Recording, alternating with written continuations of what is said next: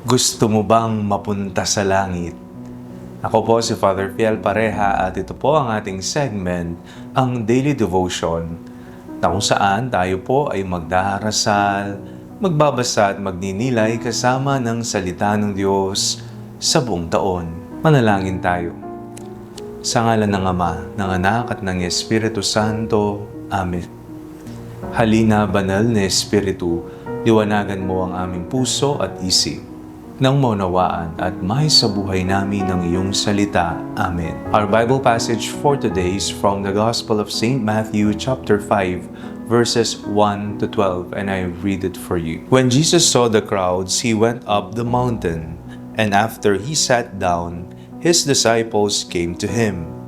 Then he began to speak and taught them, saying, Blessed are the poor in spirit, for theirs is the kingdom of heaven.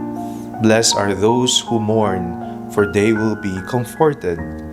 Blessed are the meek, for they will inherit the earth. Blessed are those who hunger and thirst for righteousness, for they will be filled.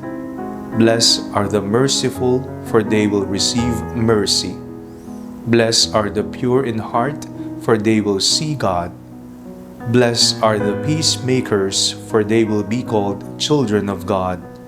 Blessed are those who are persecuted for righteousness' sake, for theirs is the kingdom of heaven. Blessed are you when people revile you and persecute you, and utter all kinds of evil against you falsely on my account. Rejoice and be glad, for your reward is great in heaven. For in the same way, they persecuted the prophets who were before you. Gusto mo bang mapunta sa langit? Alam niyo po ba, yan naman talaga ang pangarap ng Diyos para sa ating lahat. Ang makapiling siya, makasama siya sa paraiso, sa kalangitan. Ngayong araw na ito, ating pong ipinagdiriwang ang dakilang kapistahan ng lahat ng mga santo at santa, ang lahat ng mga banal, All Saints Day. Ang mga halimbawa nila ang nagpapatunay na hindi po imposible na tayong lahat ay makasapit sa kalangitan. Ang mundong ating ginagalawan ay pansamantala lamang. Tayo ay naglalakbay dito sa mundo, hindi tayo para sa mundo. Lahat ng ating karanasan, lahat ng mga taong nakikilala natin, lahat ng mga aral at natutunan natin dito sa mundo, lahat ng ito ay pag-ensayo para sa ating nalalapit na reunion sa kalangitan. Napakasaya siguro na ang pamilya mo, ang kapatid mo, ang mga malapit sa puso mo, ang mga kaibigan natin, tayong lahat ay makasapit sa kalangitan. Hindi ba't ang ating pangunahing bokasyon ay ang maging banal? Tayong lahat ay tinatawag sa buhay kabanalan. Huwag sana nating ipagpalit si Jesus sa anumang makamundong bagay. Hindi tayo para sa mundo, maaari nating gamitin ang mga bagay dito sa mundo para sa ikalulhati ng Diyos, para mapalapit tayo sa Diyos, para tayo ay maging banal, para tayo ay makapagmahal at makatulong sa kapwa. Pero huwag tayong mahumaling sa mundo, sapagkat hindi ito ang ating bokasyon. Ituon natin ang ating mga mata sa kalangitan. Ang kalangitan na para sa lahat.